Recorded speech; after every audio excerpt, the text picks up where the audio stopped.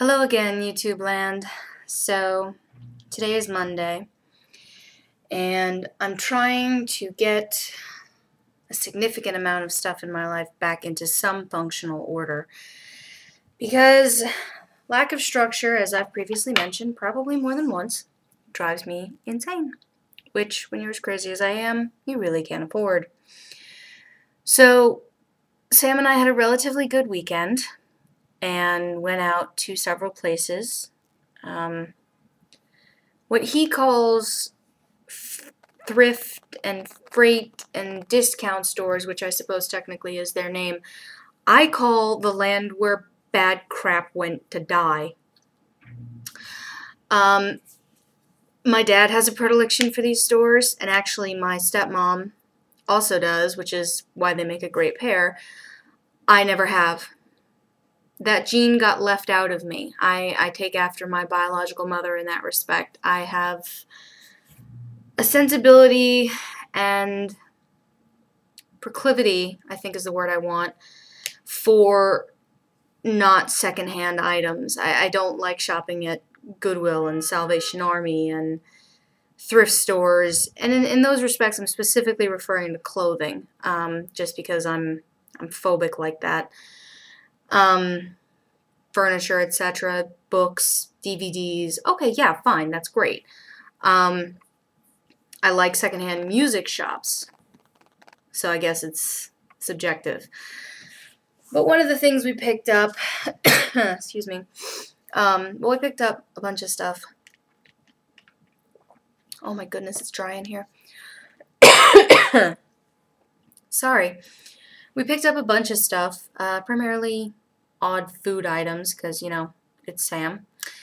And a couple functional items, one of which was, let me kind of take the plastic off here, a set of notepads. Now, a lot of people use notepads. A lot of people find them helpful for taking notes and making lists and, you know, writing, honey, please do this when you get home kind of stuff. And they do work for that. They are good for that. But I am, when I have the funding, hyper organized. I like to have everything very, you know, it's not Monica Geller, but it's really not that far. It's really not. And in my case, it's not a matter of shifting obsessions, where my obsession went from food to organization. I've always been organizationally obsessed. I've only marginally been controlling about food. More so about making sure that I eat way too much of it, as opposed to the right amount of the right stuff. But that aside, I have a predisposition for hyper-organization. And it's in everything. I mean, I like having drawers specifically assigned and everything folded. I like having sections of closets specifically organized. Our linen closet, honestly, I think our linen closet somewhat surprised my husband when he saw it when I was done with the bulk of the organizing, because he honestly, I showed him what I'd done, and he looked in and he went, all that space, what are we going to fill it with? Which, you know, that's my husband. But I love them because they don't get used every day. I don't use them every day for to-do lists, but there are several days during the week where I just have a lot of crap I have to make sure I get done and things that I have to pick up. And that was true before I got married, but now that I am, and it's not just me that I'm doing these things for, it's even more important, you know? So today the notepad came with me on my errands. And one of the few things, oh, I forgot to cross something off. How cool is crossing something off your to-do list? I love doing it. It's just, it's an awesome thing. So, okay, wait. Ah, my pen doesn't want to work. No! There we go. Okay. Two things got crossed off because one of them is the video blog. So my list came with me today. And it got crossed off. Like all of it. Almost all of it got crossed off. And actually, I got the bulk of that done by like 2 o'clock. I was amazed. So, that's cool. It's one of those few things, especially I think on a Monday, when you stop and you have a to-do list and you get everything, or realistically a significant portion, crossed off as being actually done instead of just like pushed off to tomorrow, it's a good feeling. I think it's a good feeling. Of course, my to-buy list only shrinks. It doesn't die. So I still have stuff to pick up. Like, I think my hair looks relatively put together at the moment. It is long enough to actually tie in a tiny little bun of a ponytail in the back, so my hair is growing really fast. So I have on a hair tie, and it kind of blends into my hair, I think, but a black headband because flyaways.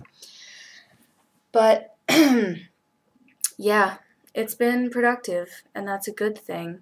Also on a productive front, I was doing so much walking around last week, trying to get everything structured and organized and all of my stuff accomplished, that I managed to somehow discard, mind you, discard 2 pounds just from being busy. This is what I mean. Working is related to my health. I don't know if this is the case for everybody.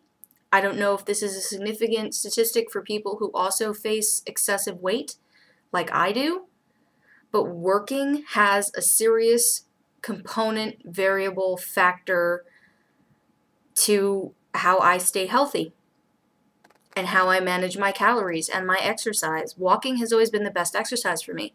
I have heel spurs and plantar fasciitis in both feet, arthritis early stage in both knees, a narrowing at both ends of my spine, lower and the C5-6. Walking is really like the only stable exercise I can do. Okay, I can swim. I'm a really good swimmer. I used to be on swim team. But those are like the two things. I did so much walking, I managed to discard 2 pounds. Let's see if I can keep that up. Because that would work out to, let's average 8 pounds a month. And I need to lose 100 pounds divided by 8. So it'd only take me about 2 years. Give or take. Some months I might lose more than that. It depends how busy I am. It depends on if I find work. But yeah, things are getting done. That's a good thing. What else? Oh, I've been watching Netflix because we don't have cable. And before I forget, thank you, Dad. But because I've been watching Netflix, I have had the opportunity to see certain shows or episodes of things that either I hadn't seen, had forgotten I'd seen, or didn't know existed. One of the things that I had been very peripherally familiar with the existence of is a thing called TED. I don't know if you've heard of it. I can't give you a good, sufficient, adequate description, explanation, so look it up. Or if you have Netflix, look for it on Netflix. There's a variety of categories. It's a conference that goes on in Monterey, I think, and it's been going on since like the 80s. And it's according to the information I've gotten, it's exclusive.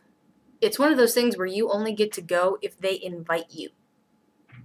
Which, yeah, okay, some people see that as being kind of a thing, but in some respects, that's a good thing, because if you're dealing with a group of people that are worthy in your eyes, then it doesn't feel so snooty. It doesn't feel so highbrow. And I think if ever I got invited to one of these conferences, I'd be like, that's rock star status. I mean, it's one of those conferences. TED is one of those conferences, from what I've watched, that promotes the idea of not just social integration, technology integration, but a much more humanistic integration.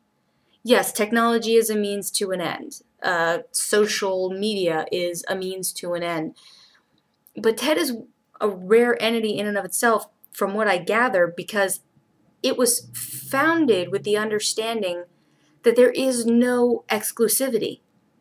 There is no point where something is completely removed and divergent from every other thing.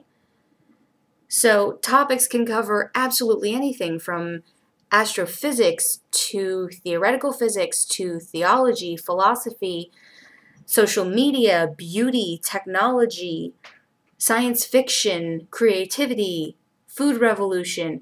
It really does all play together. And I love that that's something that they understand, because that's one of those things, unless you get it fundamentally, you can't interact with people on the subject matter. If you cannot walk into a situation and go, they get it, everyone here gets it, and go from that point on, you can't be there. You can't be there. You shouldn't be there. That's just... You wouldn't be someone in the know, quite frankly. So I think if I ever got invited, that would be rock star status. It would be.